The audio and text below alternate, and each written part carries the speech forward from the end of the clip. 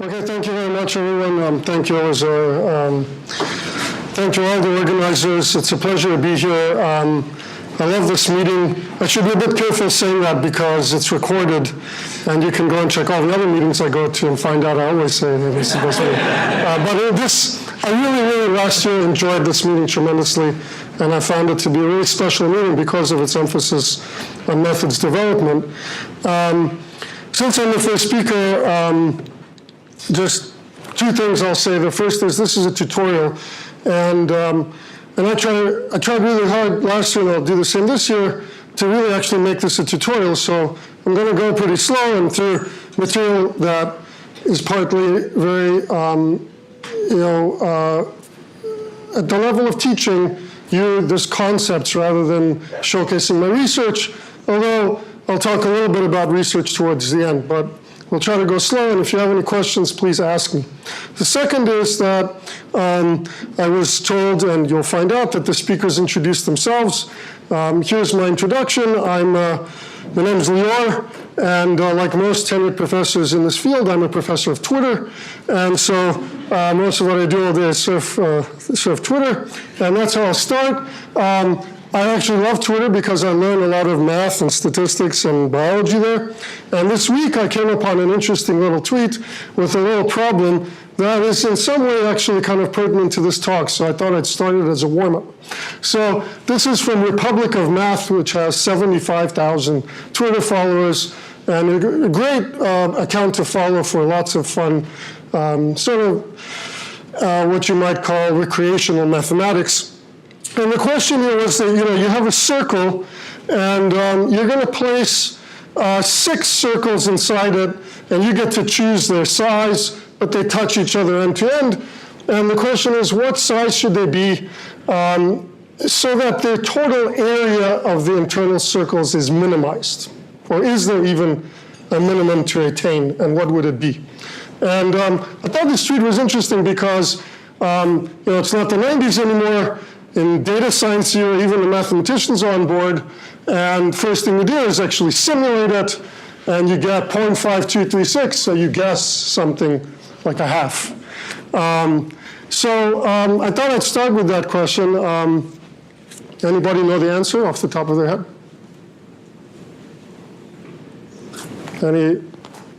Any guesses what the answer is? No guesses. It is early in the morning, but I'm very patient. So I could surf some Twitter while I wait. Okay, sorry? Is it equal what? Equal? Equal radius. Equal radius, yes, that's the right answer. Excellent, somebody said equal radius. Why is the answer equal radius? It's good intuition. Any proofs? Minimizing the sum of the squared radii. Minimizing the sum of the squared radii. Yes. And the constraint is on the sum of the radii. Correct, so you're minimizing the sum of the squares of the radius subject to the sum equals constant, yes. So that works at the end point, where radii are equal. Okay. So that's right. So it's sort of true by tautology because it sort of has to be true. So it's interesting. I won't shame anyone, but if you go and look at the answers, these are all math people. They figured it out. This is the wrong answer, 0.5236. I'm sorry, the wrong answer is a half. The right answer is 0.5236. The way you do this little calculus problem is use this horrible thing called Lagrange multipliers, or you do there's something called the root mean square arithmetic mean inequality. But because I do statistics and I was preparing this talk for today, I'm going to show you how I think you should think about it, and what's sort of the value in understanding PCA and CCA, which is going to be my topic for today. So the first thing you need to do is you need to replace the D's by P's. That's very important. So, and the reason is that instead of diameters adding up to 2, you want that P's always add up to 1, as you know. And maybe we'll also turn it to n. We might as well, instead of doing 6. And so you see, when you are doing PCA all day and CCA and statistics, and you know probability sum to 1, and you're minimizing squares, then the first thing you think about is variance. And so actually, you realize that minimizing the sum of the squares of these PIs is equivalent to minimizing the variance, which I'll just write like this. Because if the PI sum to 1, then the mean is 1 over n. And why is this true? Well, I'll let you think about it for a second, but if you square this, it's a constant, and then you get the sum of the p's equal to 1, that sort of cancels out. So really what you're doing is you're trying to minimize this quantity, and this quantity is obviously minimized when pi is equal to 1 over n for each I. Because then these terms are 0. The smallest of variance can be 0. And I mention this because this is basically the magic of everything I'll talk about today. It's right there in this math problem. It's that when you minimize a sum of squares, I'm sorry, I forgot to put the square here, subject to a constraint like this, and so it actually turns out to be easy. You don't need all the complicated machinery of calculus and all these things.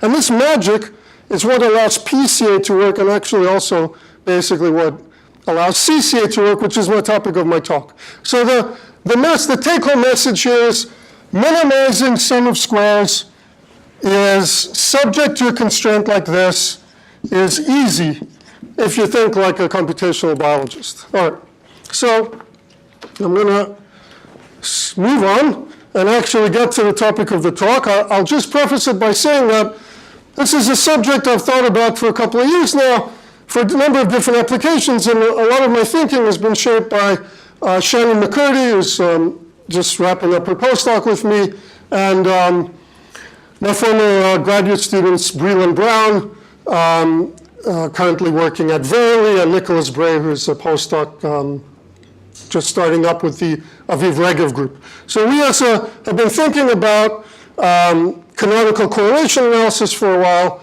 and sort of my viewpoint on it, as I said, shaped by them. So let me get to the topic. So CCA is an abbreviation for canonical correlation analysis. And this is a kind of standard statistical technique that really all of you should know, because it's sort of as straightforward and basic and classical as any other kind of statistical technique, such as principal component analysis. It was sort of introduced by Harold Hoteling, I think in the mid-30s. This is actually a quote from his paper. His sort of mindset in introducing this was an application of shooting, even back then, what do you know?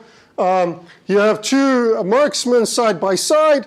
Sort of the kind of, the application here is that, well, there are sort of like independent random factors affecting their shots. They're very nervous when they shoot, so they shake a little bit.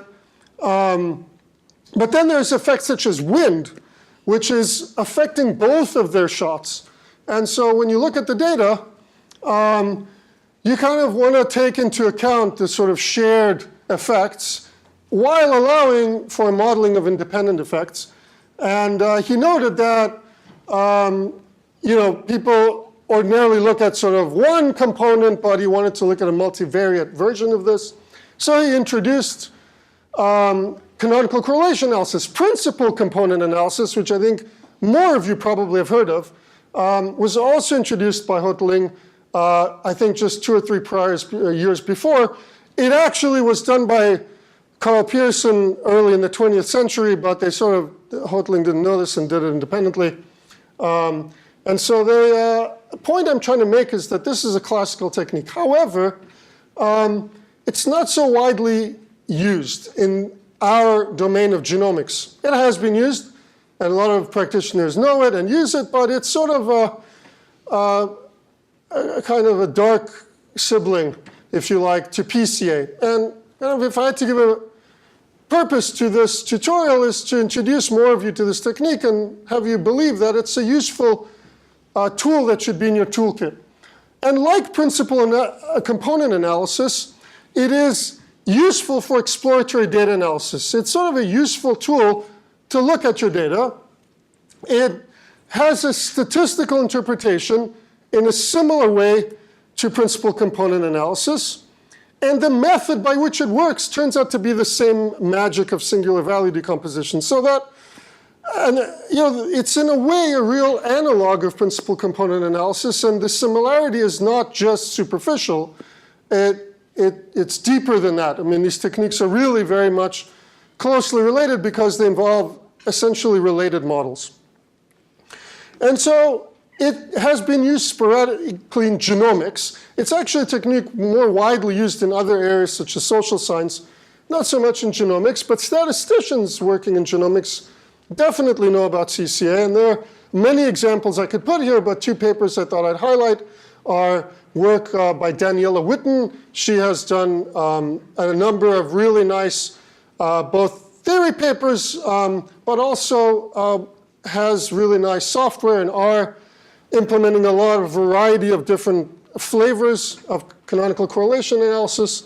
Charlotte Sonneson is also a statistician, wrote a very nice paper examining also a lot of flavors of canonical correlation analysis around the same time as Daniela, with a more applied bent, looking specifically at questions in genomics and how this technique is useful for multimodal data analysis. That is, data analysis where you have data sets of different types for the same system, and you're trying to do an integrative analysis. I'll point out that that kind of analysis is becoming much more commonplace in high dimension as we have more and more sequencing-based technologies producing data sets for the same system or even for the same cell of many different modalities. Two applications of that, so that you know that I'm not just making this up, but it's sort of for real, is there's a paper from earlier this year demonstrating how to use canonical correlation analysis for integrating single-cell RNA-seq data sets. I think single-cell RNA-seq will be one of the topics in one of the journal clubs at this meeting and probably some of the talks, so you might find that interesting. On the level of omics data integration, there's a nice paper by Jandubi and Corby and Strimmer, which likewise demonstrates how CCA can be viewed as a really useful tool for integrative analysis. And they do a very nice theoretical development of a sort of probabilistic framework for CCA, which is something people have done previously, but is not as worked out as the PCA framework. So that's a little bit of the sort of background. I think that, if I had to make one prediction in the lecture, my tutorial today is that I think you'll see many, many more examples of this because CCA is such a quick and easy technique to use like PCA. It's not perfect. The model, as you'll see, makes various assumptions about the data, but to first order, it's a useful tool. So in order to explain what canonical correlation really is, I'm going to start with principal component analysis, its sort of sibling. And I don't have that much time today, so I probably won't get into all the details of CCA, but I'm here all week and actually next week. So part of this tutorial will be just an introduction, and I'll be happy to meet with you all and talk more if you have questions later. So I'm just going to go briefly through these three aspects of CCA, namely the tool, its view as an inference algorithm, and the actual method by which it's done, starting with PCA so that you can get a grip on sort of what exactly I mean by these things. And I'll start by saying that in PCA, the input is a matrix, and the output is a picture like this with some dots. So that's why it's useful sort of to explore data, because you can put any matrix into it and you get a little picture out. And the picture is nice to look at. So it's nicer to look at than a table of numbers. So let me talk about how it is really a tool. And to do that, I want to give an example from genetics where people use PCA for genotype matrices. And by that, I mean a matrix where you have the rows label individuals and the columns label their genotype at a site in their genome. And these matrices have zeros, ones, and twos because there's an encoding, which is that most polymorphic sites in the genome are biallelic, meaning that you have either, let's say an A or a G. You don't have any of the 4 possible nucleotides appearing, and you have a pair of chromosomes, and so you'll be either AA or GG or AG or GA. And if you're homozygous, let's say for A, you'll get a 0, and if you're homozygous for G, you'll get a 2, and if you're heterozygous, meaning you're one or the other, you'll get a 1. And these days, people can phase genomes more easily, so they know exactly what each chromosome is. But this kind of representation is useful, especially for unphased data where you just measure independently site by site. And so, if it's A from mom and G from dad, you're not going to distinguish those. You just put a 1. This is a standard encoding. And so people started collecting these matrices a while ago. It became more high throughput when microarrays were introduced. And already about 10 years ago, there were data sets of hundreds, starting to be thousands of individuals where you had these matrices. It's not very pretty to look at a matrix like this. What you can do is put it into this thing, PCA, and get a picture with dots. And there's a very nice paper that's very famous. One of the organizers you saw earlier for CGSI is John November, and this is his famous, I would say, paper, where when he performed PCA on this matrix, he got this picture. This is just a 2D picture, x-axis, y-axis, labeled by these things I'll explain in a second. And each dot here is a person whose vector of zeros, ones, and twos now became a point in the plane. And you should think about this. People use this word projection. You projected the data, but it actually has meaning here because the data, you could think about it like points in a high dimensional space where the dimension is the number of columns here. So it's a point in, hundreds of thousands or millions of dimensions. And literally, PCA is performing a very special projection, as in a linear map, onto the plane. He colored each dot here by where the person was actually from. And if you kind of cross your eyes, you can sort of see the map of Europe, which is pretty interesting. And this turned out to be useful, not just because it obviously is informative from a population genomics point of view to learn about ancestry, but it also turns out to be useful as a way to correct for this kind of structure in data when you do statistical testing for things like genome-wide association analysis. And I would characterize this as sort of exploratory data analysis because literally you took the matrix, you put it into the tool. There's no particular sense in which you're worrying too much about the model or anything else. So, there's no like coalescent theory here or something. It's just a tool for looking at the data. And to give you an understanding of sort of why it works, so what is it doing really, it's sort of nice to go to 2 dimensions. So, instead of being in 100,000 dimensions and going to 2D, I like to go from 2D to 1D. Now, you have to be kind of careful because sometimes intuition in 2 dimensions doesn't work in 5 dimensions, let alone 100,000. But for this purpose, it's sort of legitimate. You'll have to take my word for it. So what's happening here is you have these points. These are the individuals. Now they have just 2 SNPs. And so that's why the dimension is 2. And you're trying to find a line to project them onto that achieves this, that minimizes the sum of the squares of the distances from the points straight to the line. So if I was to choose this line, I would go like that. And you see, it looks a little bit like that, okay? Yeah. So I'm minimizing the sum of the squares. And this line isn't just any line. It has to go through this big green fat dot, which is right at the center of the points. Like its coordinate is the average of the x coordinates and the average of the y coordinates. People actually don't usually realize this or say it, but this point is called 0-dimensional Pca. The mean, the average, is 0-dimensional Pca. It's right there, over here, 1/n. And then this line is the 1-dimensional Pca. So you're choosing a line that's tethered or going through this green dot to minimize the sum of the squares. So one way to think about this Pca, you're trying to sort of find a line, or a plane, in the case of the the genotypes here, that's close to all your points, all right?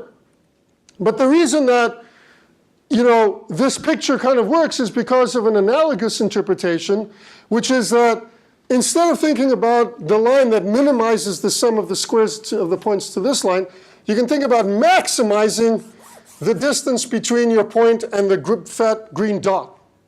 And that's the variance of your data. And those are equivalent because each point is a fixed distance from the fat green dot, which is the mean. And because this squared plus this squared equals that squared, yeah, Pythagoras' theorem, then minimizing this is the same as maximizing that. And so another way to think about John's picture is that he's not just trying to find the plane that's close to all the genotypes. He's trying to find the plane that maximally represents all the variation among people. And that's actually a really good way to think about why this is showing the variation among people, right? Because it's designed to do that. All right, so that's sort of the two-dimensional intuition. And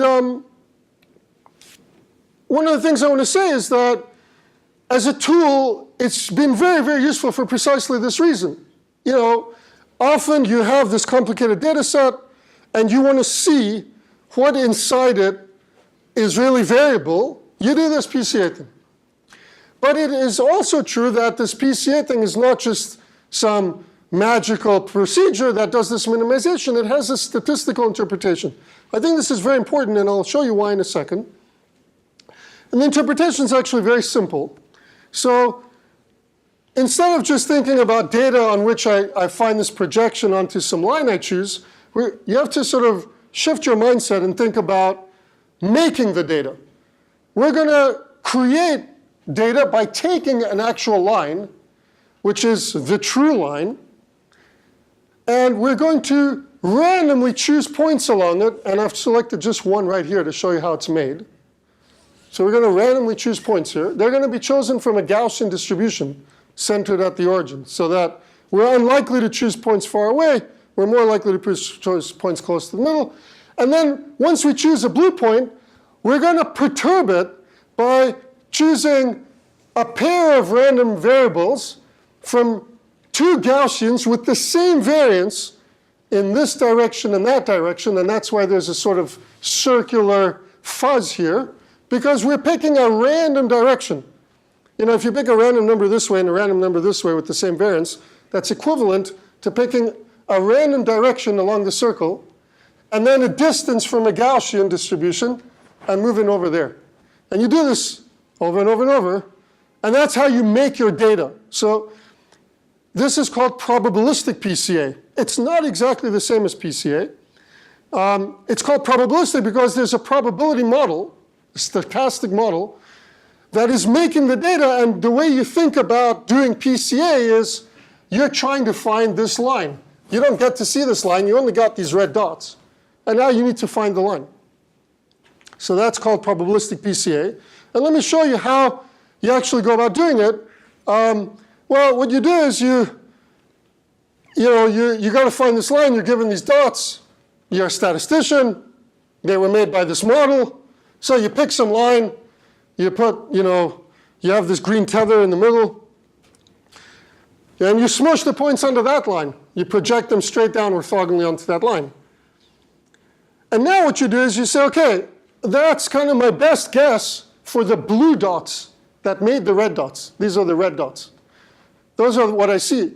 But they actually came from blue dots, and those are my best guesses right now. And once I have those blue guesses, now I rotate my line so that they're as close as possible to the original data.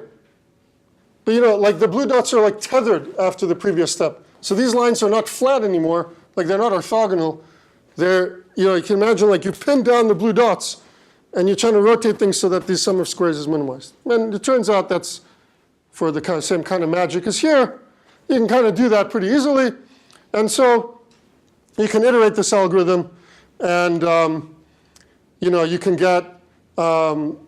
you can actually get a guess for this line. And that's called the EM algorithm. So if you've heard about the EM algorithm, that's actually what this is doing. And it's not exactly PCA, but it's sort of in the limit it is PCA. So in the limit that the variance here, by which you do this perturbation, is 0, they're equivalent algorithms. So they're not exactly the same, but they're closely related, and this sort of provides some kind of interpretation to what PCA is actually doing. So why is it important to know this sort of model-based view, and why did I spend my precious time telling you about it? Well, so if you go and think about John's use of PCA as a tool, you know, he applied it to zeros, ones, and twos, and you can just see right away that if you think about this model, you have a plane where the populations are really from, the individuals, and you perturb them with the Gaussian, you're not going to get zeros, ones, and twos. You're going to get some real numbers. And so, you know, it's not quite the right model for this type of data. Now, it works because there's some model misspecification, and it's okay. You know, like you don't have to always do inference with respect to the exact correct model. And it works because there's this kind of qualitative interpretation to it in terms of maximizing the variance in the projection. But you can do better, and there's a nice paper by Yang and co-authors. I think some of the co-authors are in this room, Eleazar and Eskin and Eran Halperin, so you can ask them about it. And if you actually do a sort of version of PCA where you actually model the data as a discrete data, then you get better results. So I won't rehash their paper, but that's why you need to care about the model, because for a specific data instance you're looking at, you might want to tweak the PCA or the CCA, which I'll get to in a second. Okay, the last bit of PCA math I'll do, so that I'll end on time today, is the way you actually do this is you write a command in R. And I actually could have put it up, but I decided not to, because that you can Google. But what you can't actually Google, because Google's not very good at it, is stuff like this. Because everybody uses different symbols, and with the LaTeX, it's hard to Google math, actually. That's just something you find out if you try.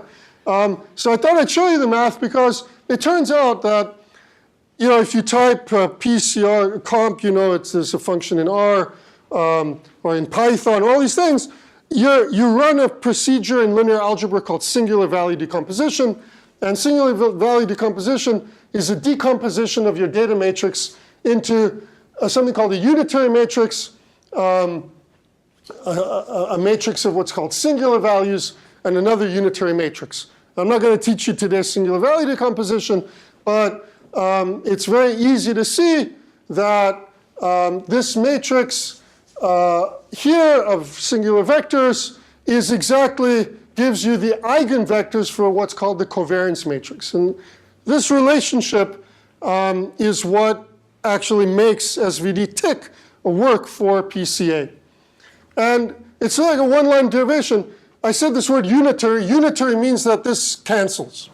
So, if you take X transpose X and, transpose, you just reverse this and put T's everywhere. So it's like, T becomes V, UT, you get that. And then you have to go through the mental exercise, and that could be your homework for today, of, why are the eigenvectors of the covariance matrix, why are they really what I want to do when I'm minimizing the sum of square distances? That's not hard to see. And so that's the one missing part. The other thing is that there's a couple of things going on here. You're looking for this line, but you also want the actual projection. When you're John November and you want to make that picture, you want to draw the dots as they appear on the plane, and that's very easy too. This is the projection, the projected points. They're given by just taking the first couple of columns of these matrices. And so basically, you do this magic, and you have everything you need. The plane, or the linear space in the higher dimension, you have the actual projection, you have everything. And SVD has been highly optimized by mathematicians, and so that's why you can go and type PCA in Python or R in any package you want, and you get the answer fairly quickly.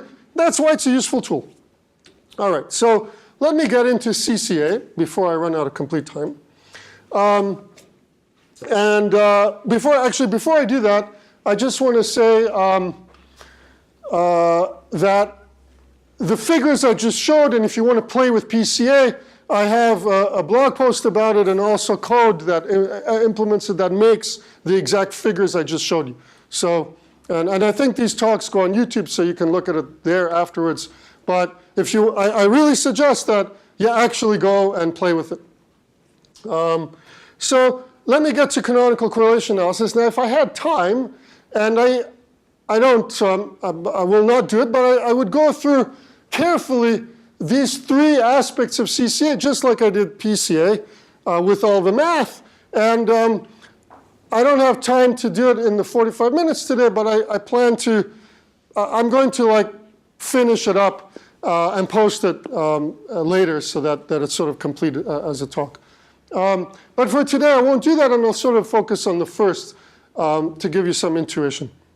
So the first thing is, what is the input into CCA? Well, it's like PCA, where you put in a matrix, but now you put in two matrices, or three, or four. You put in many different matrices. Actually, this figure is from a recent paper from the Satija group at the New York Genome Center by Andrew Butler.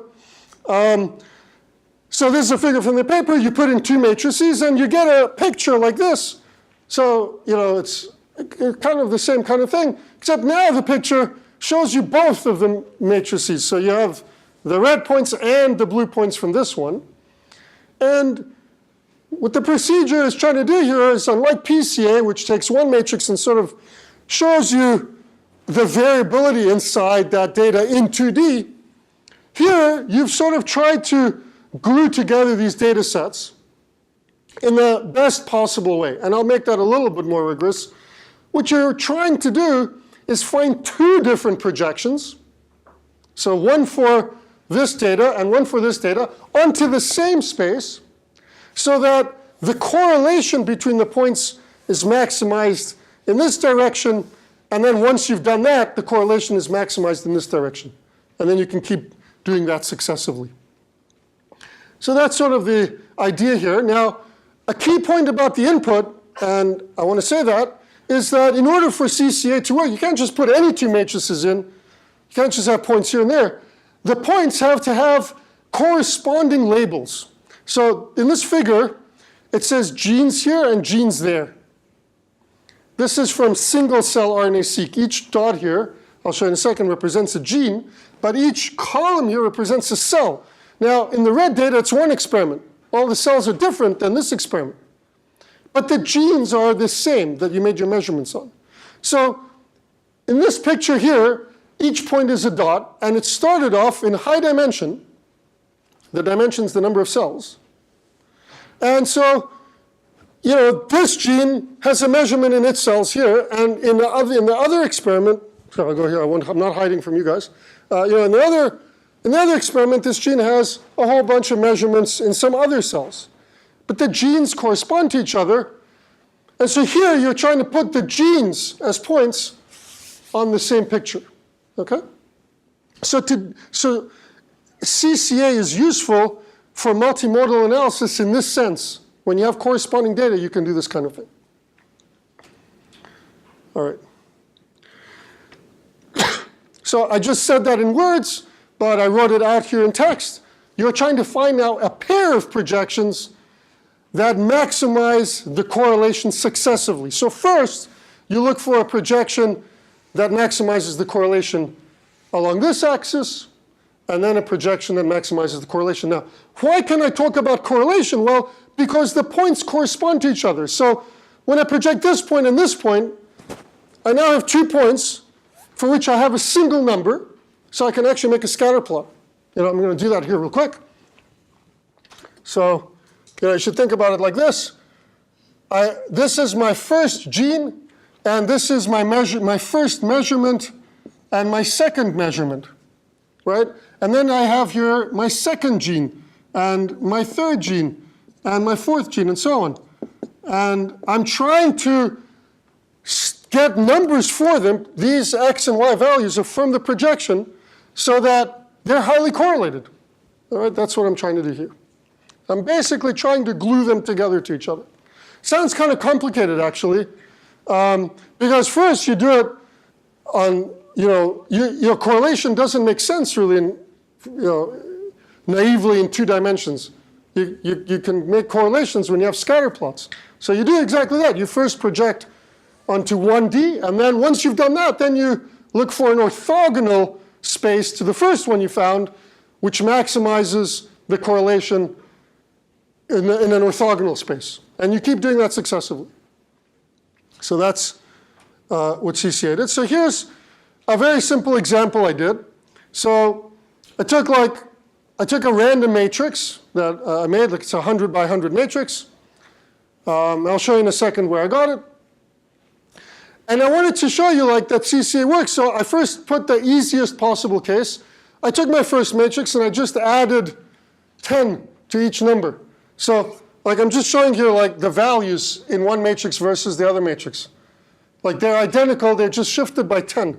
Because I literally took my first data set and I just added 10 to each value. So if I do CCA, I should be able to figure that out. Because I should be able to find the projection. Projection is trivial. So that the correlation's 1. Now I should basically be able to recover exactly this line. Well, and I can. So I ran CCA, and I plotted my red matrix and my blue matrix. I could have put them on top of each other, but I didn't do that here because, well, I guess I would have to color the points purple. But then, you wouldn't. OK, you see my problem.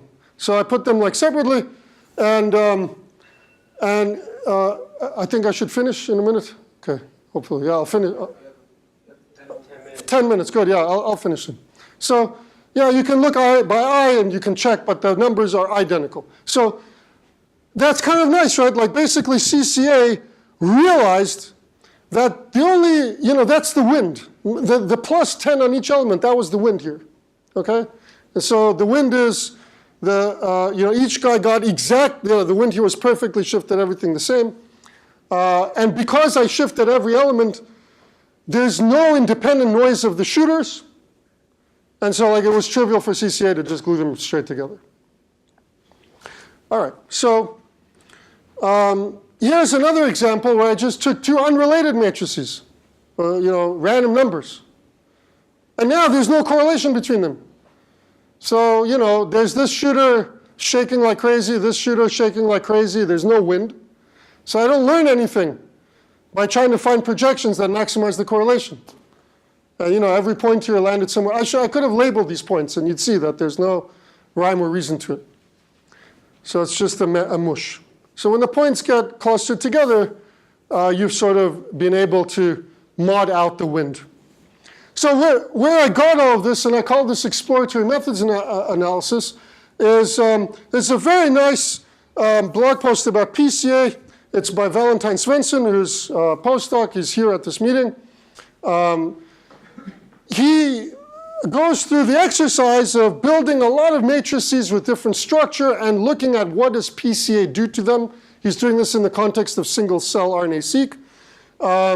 So I've done a very trivial case of this here for CCA, but it's a good exercise to go and play around and add correlation structure here and there. He has a really nice Python notebook and R Markdown to do that, so it's very easy to do that. And that's where I got these matrices to play around with. So in my last 5 minutes, and then I'll finish, I wanted to show you another, an actual application that comes out of my own research. It's a preprint we just put online, I think about 2 weeks ago or a week ago. And it's an application to expression data. And it's a kind of I think, a nice illustration of one of the things you can do with CCA. And so we were interested in the following question. So this very pretty picture, people have tried to reproduce it, but not using genotypes, but using expression measurements, where they measure RNA. So now instead of a 0, 1, or 2 for everybody, for a SNP, for every gene, say 20,000 of them, you have some number. How expressed is it? And you do this for people from different parts of the world. And this was done already a number of years ago. This is from a paper from the Dermatsakis group. And you got a picture like this. And you really need to, your eyes, it's not your eyes. It just doesn't work, OK? So you can't, there's no real structure here. they comment, there's a little bit of light green over here. By the way, these are labels for populations. YRI are Africans. These are Mexicans, Japanese, and so on. So there's some little bit of structure, but not really. And we were interested in the question, is there a projection that does reveal population structure? Now, there's a lot of reasons that they hypothesize and examine why you don't find population structure here. Well, basically it's because you're trying to project the data to maximize the variance in the projection, and you can have variance due to all sorts of reasons. No, one of them is, population structure, but in genotype data, that's all there is. Genotype measurements are very accurate, and in the expression data, it's a mess. There's like a lot of noise in the measurements. Genes have all sorts of issues. So, there's lots of reasons why you might not find PCA revealing it, but it's still there. So I'll go through this quickly. There's a very nice data set from the Lapalainen group, also at the New York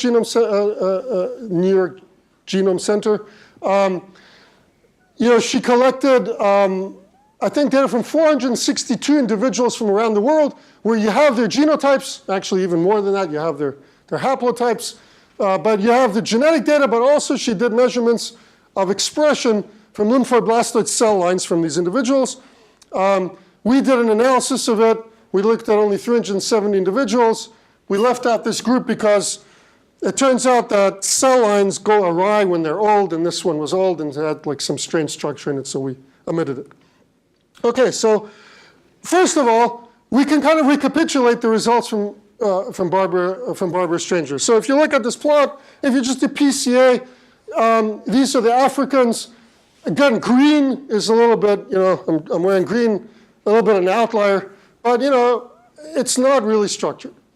One other nice thing is you can take the genotypes and do the same thing, and the November paper is correct and accurate, it works. You find beautiful population structure. So it's not an expression data in the PCA, it is here, so our idea was let's do CCA. It's not such a great idea, but it's an interesting idea because by doing that, you might be able to find a projection that's sort of gluing together the expression data into this population structure to reveal it. So we did that. And what you find when you do that is, a picture like this. So this is the actual CCA picture. In order to do this, and this is a key point, and not overfit, I'll explain in a second, we first had to do PCA on the data sets, and then CCA. So there's a kind of two-step process here. Because it turns out you have to be a little bit careful. If you CCA two data sets, like I just did here, maybe you can always find structure like this. Maybe it's just the result of geometry in high dimensions and has nothing to do with population structure. So we were very careful and checked that. To explain why, and I didn't bring my D&D dice, but maybe that's a game we can play this week. So if you have a tetrahedron and you project it onto the plane, you'll see that you can always find an orientation so that any dot goes in the middle. All right, it's not hard to see you can do that. So if I show you a picture of a tetrahedron and say, look, I could put purple in the middle, that's not a big deal. Like I could put any dot there. You have to be careful. And actually, this is kind of a fun exercise. If you CCA these individuals against their populations in high dimension, there are so many projections to choose from. You remember, you get to choose two projections, any ones you want, to maximize the correlation, that you can actually get this picture. Each one of these dots is a lot of dots. They're all collapsed onto each other. That's the case over here, where the variance is 0, because you have the same point. And so I could actually cheat, right? I could show, look, perfect population structure, but it's for no other reason than I just have a lot of projections to choose from. But if you PCA first, then you limit that, and you can make this a result that has some sort of statistical meaning. More on my last slide. I'll just say a few things. So there's a machine learning technique called linear discriminant analysis. It's another nice exercise to work out why that's a special case of CCA, and that's in our preprint.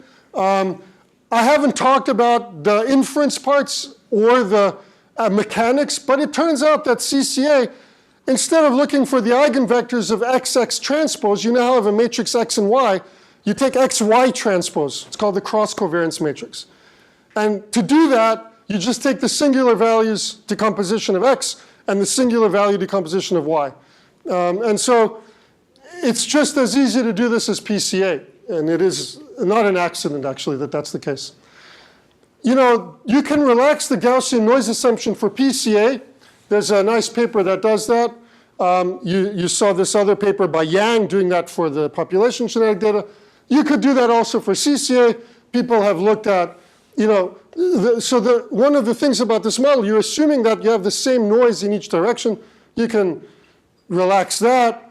You can do regularized CCA. Like a lot of variants of this. As I pointed out, this combination of PCA and CCA, which we did, I think it's going to be very, very powerful for a quick and fast examination of multimodal data.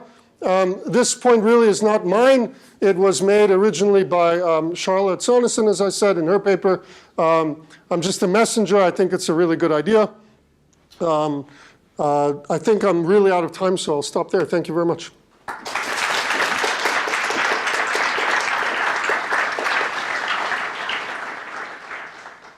We do have time for a couple questions. Yeah, go ahead. Could you go back to the PCA plus CCA projection plot, like, and explain how like the steps how it is made? Could you explain again? How this picture is made? Yeah. Yeah, okay, good. So there are two data sets here, first of all. There's an expression matrix and a genotype matrix. And I told you that the points have to correspond. And here they correspond because we have them for the same individuals. So for individual 1, we have the genotypes. For individual 1, we have the expression data. So first of all, that's the input. Now what we've done here is we've done PCA first on each data set independently to higher dimension. And one of the questions is, you know, what dimension should you pick for your PCA? That's always a question. And, you know, we looked at this a little bit, not that much, but yeah, we do a PCA first. Once we've done a PCA, we've reduced the dimension a lot. And that means that now we're going to choose a projection for each one of these data sets. And we have a lot fewer projections because we're in a lot lower dimension. Now we're going to choose a pair of projections first that will maximize the correlation along this axis. Now this axis here is called the first canonical coordinate, if you like. That's one kind of, they go by different names. And once we've done that, then we find an orthogonal direction where we again try to maximize the correlation of a projection of both the data sets in that direction. So that's what we've done here. And you know, that produces this projection of the points. This is the projection from the expression data. You can actually project, there's two different, you know, yeah, you know, there's the original expression data and the original genotype data. We've projected the expression data down onto this plane. And so essentially, you can intuitively think we've taken the points in expression space and tried to project them so that they're highly correlated with the points from genotype space. And we know that the points in genotype space are representing the population structure. So we've sort of extracted that projection here. And I haven't shown you the more results here, but this is kind of useful because first of all, you can now go and look at which genes constitute the direction here. And you will see genes that, well, we find out that these, they didn't have to a priori, but we find out that these are genes that vary by population. So they're interesting genes in that populations express them differently. The other thing you can do with this projection, and why I think it's going to be useful, is if you're going to now do statistical genetics with expression data, we have a linear projection, or linear map, I should say, that you can sort of remove this component of it and look at the orthogonal piece if you're not interested in a population structure. That's kind of the analog of what people do when they remove population structure in genetic data. So that's all it is. But, you know, there are probably other projections that reveal population structure, not the only one. And we actually explore that a bit in our preprint. But I hope that answered your question. So, yeah. So this is expression data on the first. Expression and genotype, yeah. Yeah, it's the expression data projected onto the canonical correlations. Yeah. Yeah. Another question? So if one of my matrices is like sparse, Yes. and also if I have like features within my two data sets are correlated in some way, so those are two different aspects. Would CCA still be able to capture that, or would we have to use regularized or any other? Okay, it's a very good question. So a couple of caveats. So first of all, you know, the whole point of CCA is to identify the correlation between two data sets. So that if you don't have that, then there's no point to doing CCA. That's what you would like to have, and that's what you would like to identify. You might want to identify it because you want to see the correlation, or because you want to remove it, which is the application in the single-cell RNA-seq. Here we kind of want to look for it. There you want to remove it. As far as, you know, dealing with sparse matrices and so on, well, you know, there's a number of technical caveats here that I've glossed over today. Let me give one example really quickly. So, you know, if you're going to PCA, I had a picture of it here. Yeah, like, you know, when you do PCA, your data lies in some dimension. And you project it to a lower dimension. But it matters what rank your data is in. For example, let's say my data, these black points, are in 20,000 dimensions. This is expression data. But miraculously, they're lying on a plane, on this plane, in 20,000 dimensions. Then I cannot PCA into 3 dimensions. Because if I would try to do that, I'd have many, many answers that are equally good. You know, if you can imagine, if you have 100